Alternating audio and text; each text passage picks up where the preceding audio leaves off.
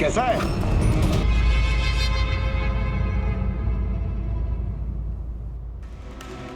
कुछ बता।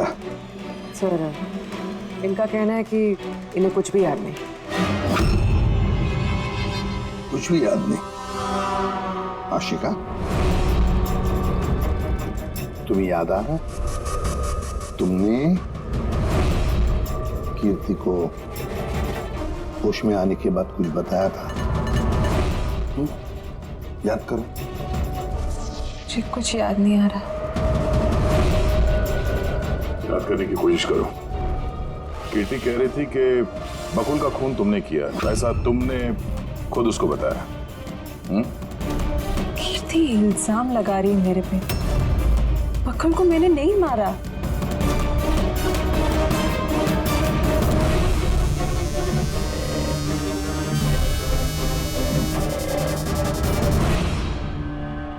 सर, कहीं ये याददाश्त जाने की एक्टिंग तो नहीं कर रही है?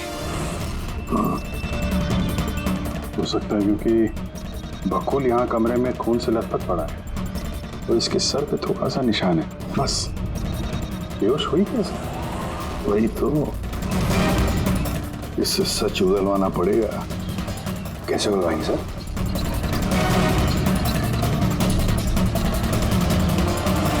सच उगलवाएंगे नार्को टेस्ट से।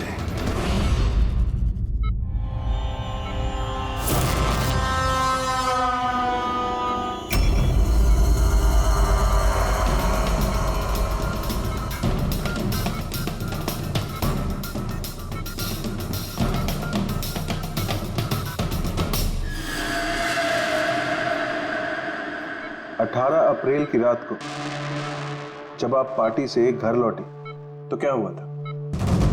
मैं घर में घुसी, बकुल चिल्ला रहा है। फिर क्या हुआ? फिर मैं रूम में गई देखने के लिए। क्या देखा आपने? मैंने देखा कि जैसे ही मैं अंदर गई तो मैंने देखा बकुल वहाँ पे है। उसकी पीठ से खून निकल रहा था। मैंने वहीं पर एक लड़की की लाश पड़ी हुई देखी। मुझे गुस्सा आया और मैंने वहाँ पड़ा एक कांच को उठाया।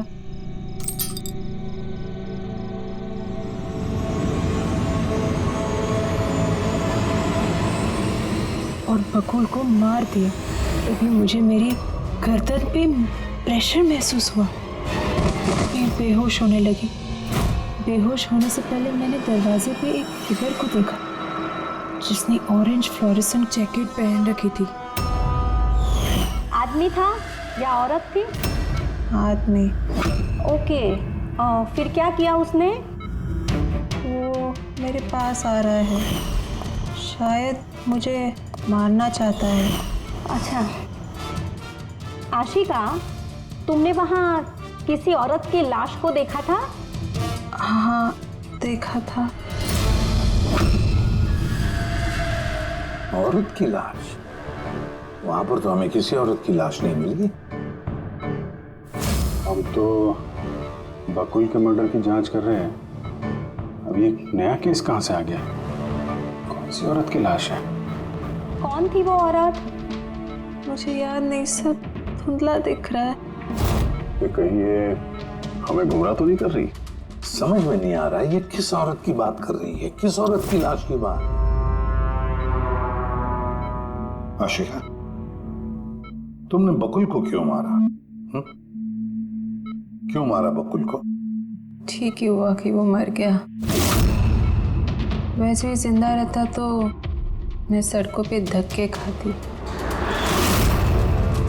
क्यों? सड़कों पे धक्के क्यों खाते? बदचलन साबित करना चाहता था। तलाक चाहता था मेरे से। अच्छा, वो मरी हुई औरत वो कौन थी? मैंने आपको कहा ना, मुझे याद नहीं वो कौन थी। देखो आशिका, हमें वहां पर किसी भी औरत की लाश नहीं मिली। तो कहाँ गई होगी वो लाश? मुझे जब होश आया वो लाश वहां से जा चुकी थी। और वो फ्लोरेसेंट ऑरेंज कलर का जैकेट पहना हुआ आदमी? वो धुंधला धुंधला सा दिख रहा था, दरवाजे पे ही खड़ा था। शायद मेरे बेहोश होने का इंतजार कर रहा था।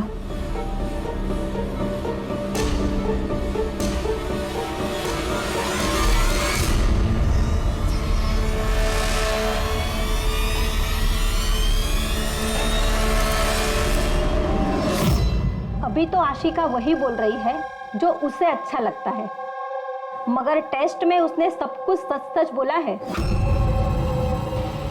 Thank you. सर, अगर इसने नार्को टेस्ट में सच बोला है तो हमें उस मरी हुई औरत के बारे में पता करना पड़ेगा। लगता है क्राइम सीन पर दोबारा जाना पड़ेगा। अच्छी तरह से फिर से चेक करते हैं, कोई ना कोई सबूत तो मिलेगा ही मिलेगा। सर ये मशीन कोई स्पेशल मशीन है? ये मशीन छोटे से छोटा सबूत ढूंढने में भी सक्षम है, जैसे कि माइक्रोब्स जो अक्सर धूल में मिल जाते हैं। और ये जो मशीन है ना, इस कमरे में छोटा से छोटा जो डस्ट पार्टिकल होगा ना, छोटे से छोटा, उससे उस जैकेट वाले आदमी का पता बता देगी जो इस कमरे में मौजूद था। बहुत बढ़िया।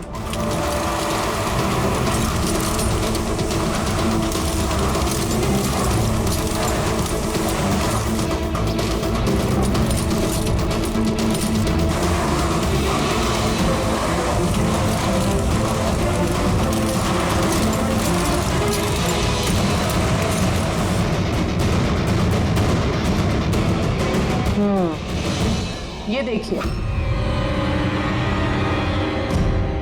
जो हमारी नजरों से बच गया वो इस मशीन ने ढूंढ निकाला।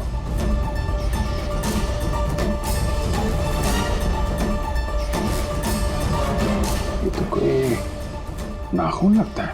वो भी नेल पेंट लगा हुआ, डेफिनेटली कोई औरत का है। मगर सर यहाँ कैसे? शायद भागा दौड़ी हाथापाई में किसी चीज से ठोकर लगी होगी और नाखून यहाँ पे रह गया। घर वालों का पता करो, इनमें से तो किसी का नहीं।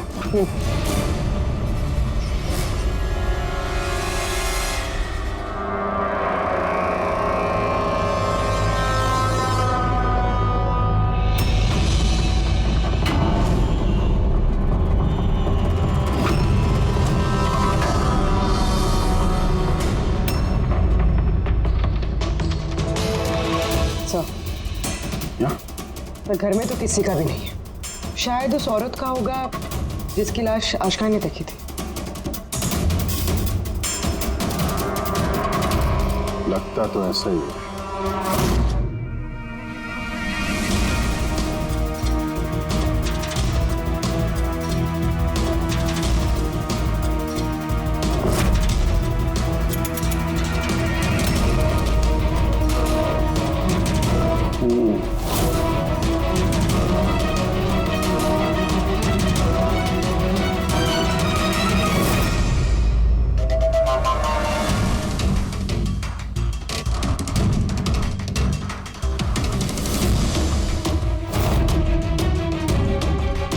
ये बात है करेगा।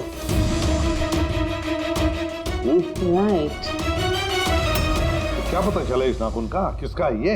सर, नाखून का डीएनए किसी भी फैमिली मेंबर से मैच नहीं हुआ। लेकिन एक बात पता चली बस, ये नाखून जिस किसी का भी है वो एक औरत है और उसकी उम्र 20 से 25 साल। 20 से 25 साल की औरत। और एक बात, हाँ,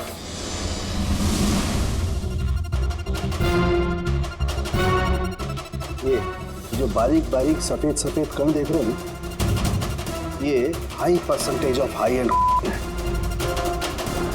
नाखून में सुनिए, कोई औरत ड्रग एडिक्ट भी है? हाँ, घर परिवार की नहीं, बाहर की है। सर कोई बाहर वाली वहाँ पे आई है तो किसी कार, ऑटो, टैक्सी वगैरह ही किया होगा। हाँ, पता लगाना पड़ेगा रिक्शा वालों से, टैक्सी वालों से कि क्या उनमें से किसी ने उसे घर पर छोड़ा है क्या। सर वो आशिका बता रही थी कोई फ्लोरोसेंट ऑरेंज कलर की जैकेट पहने हुए आदमी था वहाँ पे। बेहोश होने से पहले मैंने दरवाजे पे एक फिगर को देखा जिसने ऑरेंज फ्लोरेसेंट जैकेट पहन रखी थी। वो कौन है, कहाँ से आया, कहाँ गायब हो गया, उसके बारे में ही पता लगाना पड़ेगा। और सर जितने ड्रग पेडलर्स हैं उनसे भी पता करना पड़ेगा कि कितनी औरतें ये हाई एंड लेती हैं। अभिजीत, एक काम करो, रिक्शा वालों से, टैक्सी वालों से पता लगाओ क्या किसी ने इस औरत को घर पर छोड़ा था क्या, और मिसिंग पर्सन रिपोर्ट भी चेक करो। बताया जाओ, शहर में जितने भी ड्रग पेडलर्स हैं ना, सबसे जाकर पूछताछ करो। देखो क्या वो किसी ऐसी औरत को जानते हैं जो हाई क्वालिटी इस्तेमाल करती है, और हम जाकर उन घर वालों से मिलते हैं, देखते हैं क्या कर रहे थे, कहाँ गए थे इस हादसे के वक्त।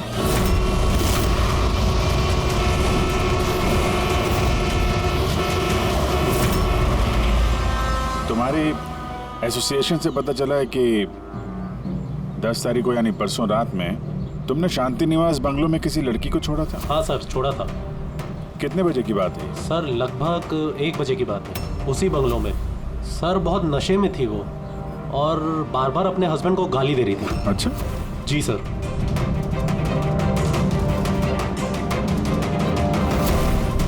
ये लड़की थी वो? हाँ सर, यही थी वो। वहाँ बंगलों के आसपास कुछ गड़बड़ लगी क्या? नहीं सर, गड़बड़ तो कुछ नहीं लगी, सब कुछ नॉर्मली था। और एक कार खड़ी थी, एक बाइक, और सर एक गार्बेज वैन भी था। Garbage van? जी sir. Sir sir sir sir sir sir, मैं भी एक लड़की को परसों शांति निवास बंगलों के बाजू में छोड़ा था। कितने बजे? सर यही कोई 12:30 बजे के आसपास। और तुमने 1 बजे छोड़ा था? जी सर। ये लड़की थी वो? नहीं नहीं सर, ये लड़की नहीं थी। तो इसको तुमने 1 बजे छोड़ा और 12:30 बजे जिस लड़की को छोड़ा था उसको दोबारा देखोगे तो पहचान जाओ? एकदम सर, बरोबर पहचान लेगा। गुड। सुनो, तुम लोगों से जो भी सवाल पूछा जाएगा उसका सही सही जवाब चाहिए। जरा सा भी झूठ बोला ना तो बड़ी मुसीबत खड़ी हो जाएगी, समझे? सर झूठ बोल के जान आफत में नहीं डालनी है हमें। तो फिर बताओ, जिस दिन बकुल का खून हुआ उस दिन क्या चेतन तुम्हारे होटल में था?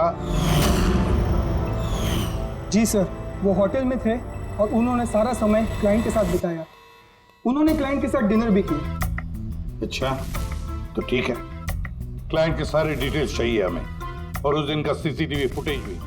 शीना, कीर्ति की माँ को फूड पॉइजनिंग क्यों हुई?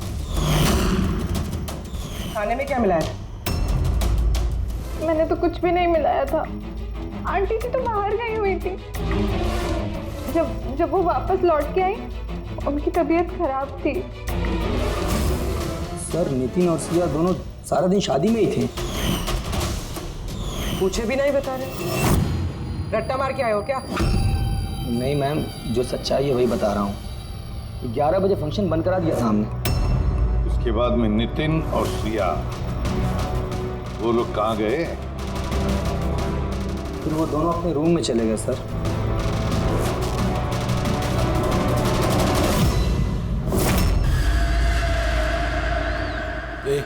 ये माल किधर मिलेगा?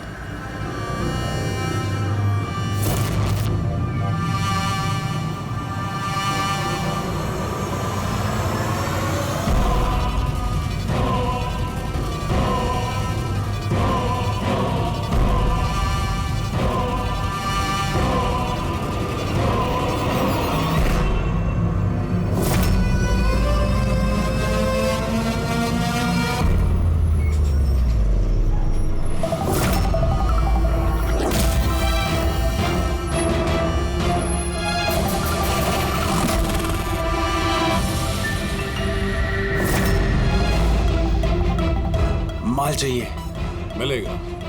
कितना चाहिए और पेमेंट कैसे करेगा? पेमेंट माल इस्तेमाल करने के बाद। माल इस्तेमाल करने के बाद भागने के बारे में ना सोचना भी मत। मेरे पास हर एक क्लाइंट की ना कुंडली है, कुंडली, और उस कुंडली में लिखा है कि मेरा क्लाइंट ओवरडोज से मरेगा या मेरी बंदूक की गोली खा के। मगर तेरी कुंडली में लिखा है जेल जाना। उन सब औरतों के फोन नंबर चाहिए हमें जिन्हें तुम ड्रग सप्लाई करते हो। जल्दी लाओ।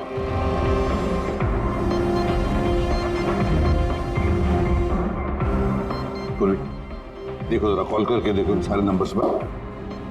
देखो कोई गायब तो नहीं है।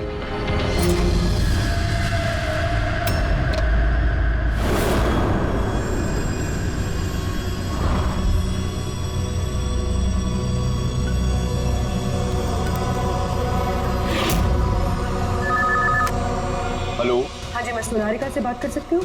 देखिए मैम, सोनारिका जो है 2 दिन से यहाँ काम पर नहीं आ रही है। क्या? और इसकी वजह से हम लोग भी परेशान हैं। 2 दिन से? ठीक, थैंक यू। सर, डायरी में जो फोटोज थी उनमें से ये वाली लड़की गायब है। इसका नाम सोनारिका है और ये एक बार में काम करती है। हाँ। 2 दिनों से गायब है। ये सोनारिका, ये तुम्हारी क्लाइंट है? हाँ सर। इसी लड़की को छोड़ा था तुमने? हाँ सर, यही थी, यही थी। आशिका ने इसी को देखा होगा। बकुल के परिवार वालों को अंदर देख रहा हूं। जरा ध्यान से देखिए ये फोटो। ये वो लड़की है जिसकी लाश आपके घर से मिली थी। आप लोग जानते हैं सर? हाँ? नहीं सर। मैंने देखा है इसे बकुल भैया के साथ 2 महीने पहले। बकुल भैया के साथ 2 महीने पहले? कहां पर देखा था? एक होटल के बाहर, और भैया ने कहा कि ये उनकी क्लाइंट है। अच्छा, एक ड्रग एडिक्ट बार में काम करने वाली लड़की के साथ बकुल था, पर इनसे झूठ बोल रहा था कि क्लाइंट है। क्यों झूठ बोला उसने?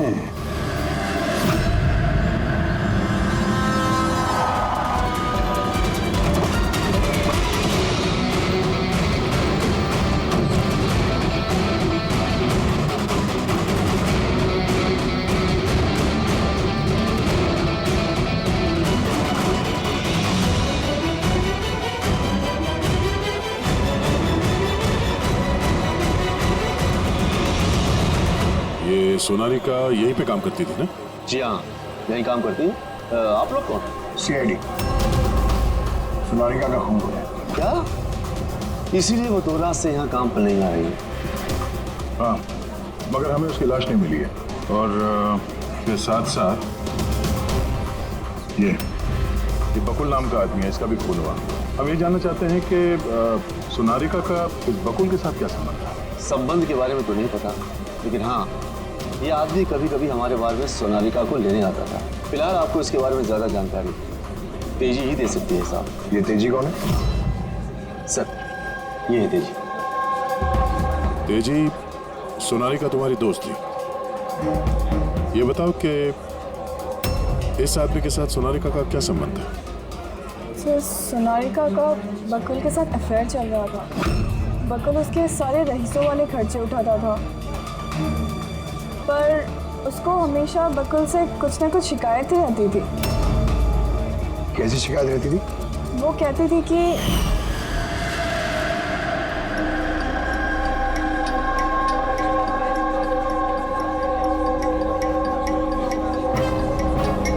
सोनालिका, क्या हुआ? मैं बकुल के साथ ना अब ये रिश्ता और नहीं रख पाऊंगी। क्यों, क्या हुआ? ना तो रिश्ता रखने के पैसे मिल रहे और नहीं वो बकुल अपनी बीवी आशिका को डाइवोर्स दे रहा है। कुछ तो करना पड़ेगा। क्या करेगी तो? ब्लैकमेल। क्या? मैं उसे ब्लैकमेल करूंगी जिसने मुझे नाटक करने के लिए कहा है। तो कोई सोनालिका को पैसे दे रहा था बकुल के साथ प्यार का नाटक करने के लिए। मास्टरमाइंड कोई और ही है? हाँ, और उसी मास्टरमाइंड ने प्लान किया और इस सोनालिका और बकुल को मार दिया। और आशिका का वहां पर आना प्लान में शामिल नहीं था। समझ में नहीं आ रहा है कि ये बकुल अपनी फ्लाइट छोड़कर घर वापस क्यों आया। और सर, अगर खूनी को बकुल की गर्लफ्रेंड को मारना ही था तो कहीं और भी मार सकता था। वहां घर पे क्यों किया? तो शायद खूनी को पहले से पता था कि बकुल के घर में कोई नहीं, इसीलिए उसने धोखे से सोनालिका को वहां पे बुलाया और उसी समय बकुल और आशिका वहां पे पहुंच गए होंगे। ये हो सकता है। तो सर, लाश को घर से बाहर कहाँ लेके गए होंगे और कैसे? क्योंकि बकुल के घर की सारी गाड़ियां तो पहले से बाहर थी। खूनी अगर चाहता है तो क्या लाश के टुकड़े करके वो सूटकेस में भी ले जा सकता है, या फिर लाश के टुकड़े करके वो प्लास्टिक के थैलियों में भी डाल सकता है। कचरे की थैलियां हैं प्लास्टिक की। हाँ सर, एक कार खड़ी थी, एक बाइक, सर एक गार्बेज वैन भी था। क्या? रात के 1 बजे? रात के 1 बजे बंगले के बाहर एक कचरे की गाड़ी खड़ी थी? इसका मतलब है सर ये खून प्लांट था। ये खूनी गार्बेज वैन लेके आया था लाश को ठिकाने लगाने के लिए। और सर ये फ्लोरेसेंट ऑरेंज कपड़े गार्बेज वैन वाले उसको पहनते हैं। सर चेतन जिस कंपनी के बिजनेस डिनर पे गया था, ऐसी कोई कंपनी रजिस्टर्ड ही नहीं। मेरी बिजनेस मीटिंग थी होटल किड्स में। और कीर्ति की माँ ने बाहर कुछ भी नहीं खाया। मेरी मदर बांद्रा रहती है, उनको अचानक फूड पॉइजनिंग हुआ था, मैं उनके पास ही गई थी। फिर भी उसे फूड पॉइजनिंग हो गई। ठीक है, ये भी पता लगाना चाहिए कि जिस रात बकुल और सोनालिका का खून हुआ, उस रात खंडाला से कोई टैक्सी या प्राइवेट गाड़ी आई थी क्या बंगले? उनकी मेड शीना का कहना है कि उनकी जो भी हालत थी घर के खाने की वजह से नहीं हुई। हाँ, ये सच है, उन्होंने घर का खाना नहीं खाया था, बल्कि वो तो यही बता रही थी कि वो ड्राइवर के साथ बाहर गई थी और कार में उन्होंने कुछ दवाई खाई थी।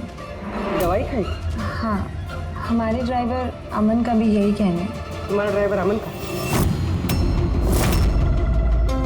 सर, उन सभी ड्राइवरों को साथ में लेके आया हूँ जो गार्बेज वैन चलाते थे।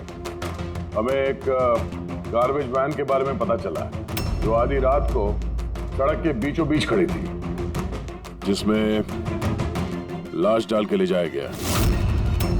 वैन का पता चल गया? सर्विलेंस कैमरे में वो वैन साफ साफ दिख रही है हमें। क्यों?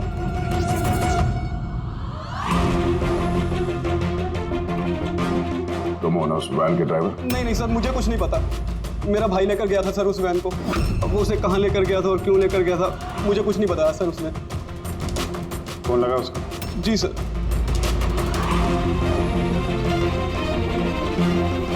हेलो अमन, कहाँ है तू?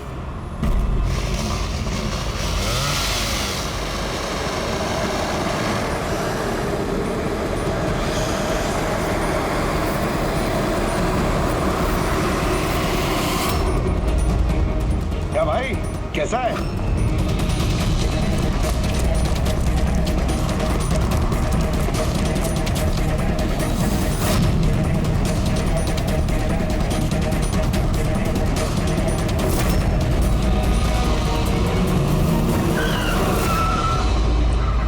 सर मैं सच बता रहा हूँ, मैंने तो जो कुछ किया उस फोन कॉल की वजह से किया था जो बकुल सर के बंगले से आया था। किसने फोन किया था बकुल के बंगले से? मैंने उसे कभी देखा नहीं है, सिर्फ उसकी आवाज़ सुनी थी। औरत ही आदमी? सर कभी कभी तो औरत की आवाज़ में फोन आता था और कभी आदमी की आवाज़ में। सर, ये जो कोई भी है ना, ये बकुल के घर वाला ही। हाँ, मगर तूने ये सब किया क्यों? कोई फोन पे कुछ भी बोल देगा, तू कर देगा? हा? सर मुझे लालच दिया गया था सर कि मेरे 5 लाख के कर्जे को चुका दिया जाएगा अगर मैंने उनकी बात मानी तो। सर मैं लालच में आ गया था, मगर मैंने कोई खून नहीं किया सर, मैंने तो सिर्फ लाश को ठिकाने लगाया था सर। लाश का?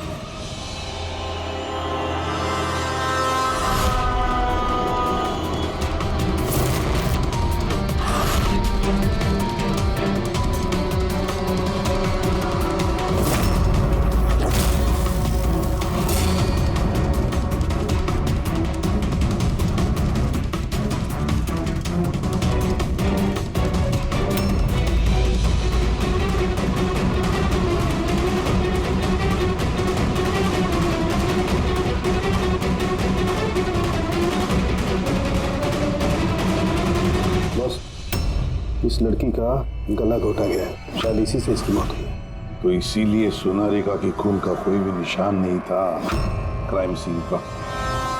और उसके पैर के अंगूठे का नाखून भी उखड़ा हुआ है।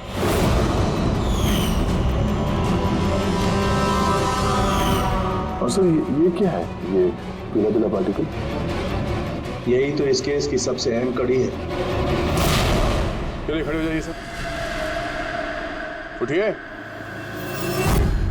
और कितनी पूछताछ करेंगे आप लोग? सब कुछ तो बता दिया हमने। इस बार कोई पूछताछ नहीं होगी, आप सभी का नार्को टेस्ट होगा।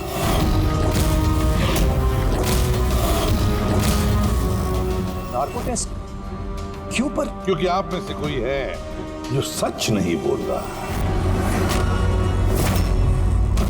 आपके पास कोर्ट की परमिशन है इस नार्को टेस्ट के लिए? जी हाँ, परमिशन के बिना हम कुछ नहीं करते।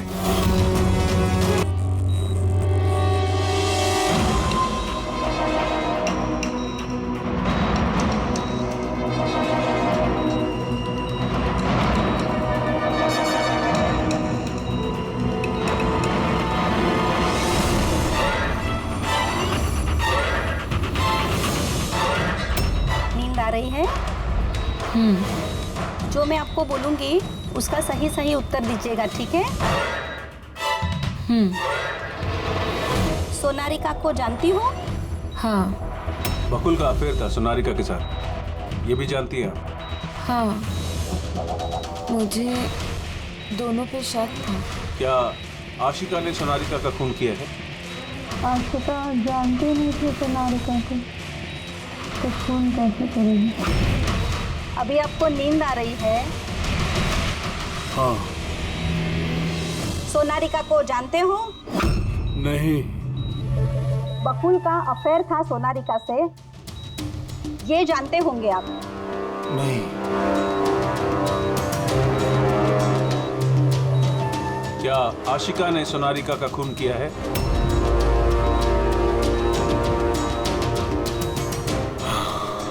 आशिका सोनारिका को जानती थी। आशिका ने ही बकुल और सोनारिका का खून किया है। उसी ने ये खून की साजिश रची थी। आशिका की हरकतें कुछ दिनों से काफी अजीब थी। ये बात मैंने बकुल को बताई थी। क्या हुआ सर?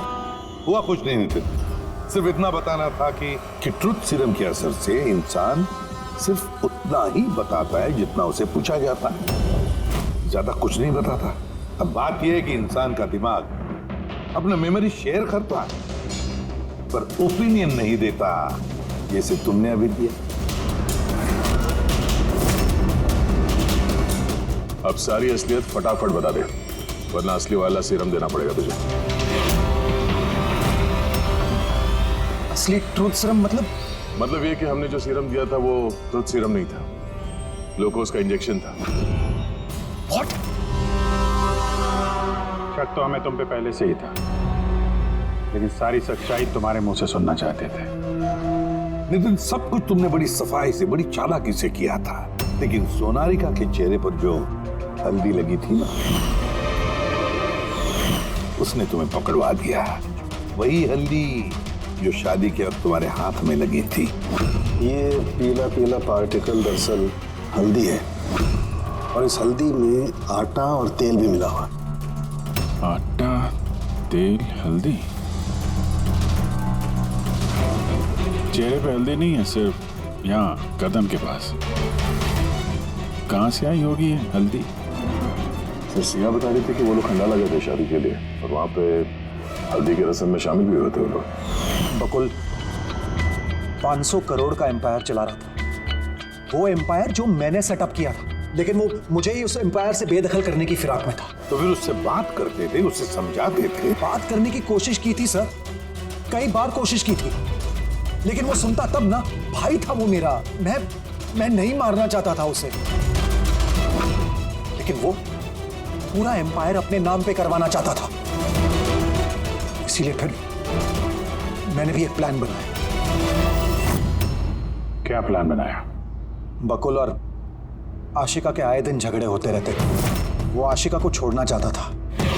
मैंने सोनारिका को पैसों का लालच दिया और उससे कहा कि बकुल से झूठ मूठ का प्यार का नाटक करे,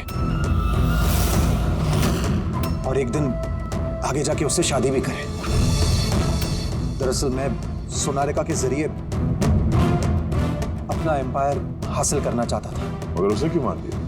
वो तो तुम्हारा साथ दे रही थी शुरू में सर, लेकिन बाद में उसने मुझे ब्लैकमेल करना शुरू कर दिया। और इसलिए तुमने सोनारिका को धोखे से घर बुला लिया। हाँ सर। उस रात मैंने ऐसी सिचुएशन क्रिएट की जिससे कि सब लोग घर से बाहर रहे। मैं भी सिया के साथ खंडाला चला गया और जैसे ही सिया ने दवाई ली और सो गई, मैं फौरन टैक्सी पकड़कर यहां आ गया और अमन को बुला लिया। सोनारिका के घर पहुंचते ही, देखो सोनारिका, मेरी बात समझने की कोशिश करो। अगर बीच रास्ते में तुमने मेरा साथ छोड़ दिया तो मेरा पूरा प्लान चौपट हो जाएगा। हो जाए प्लान चौपट, मुझे कोई फर्क नहीं पड़ता। और वैसे भी मुझे उस बकुल में कोई इंटरेस्ट नहीं है, और ना ही मैं उससे प्यार करती हूँ और ना ही मैं उससे शादी करना चाहती हूँ।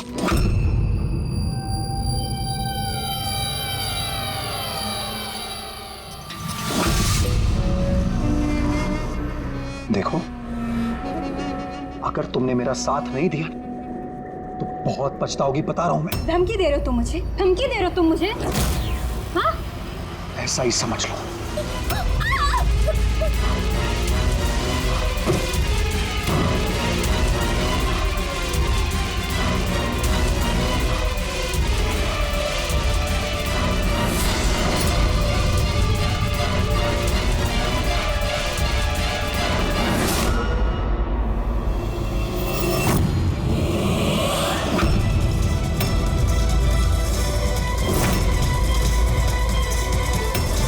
भैया बकुल, ये क्या किया आपने? नहीं, ये सोनारिका मुझे फंसाना चाहती थी। मैं पुलिस को बुलाऊंगा। बकुल, बकुल, बकुल।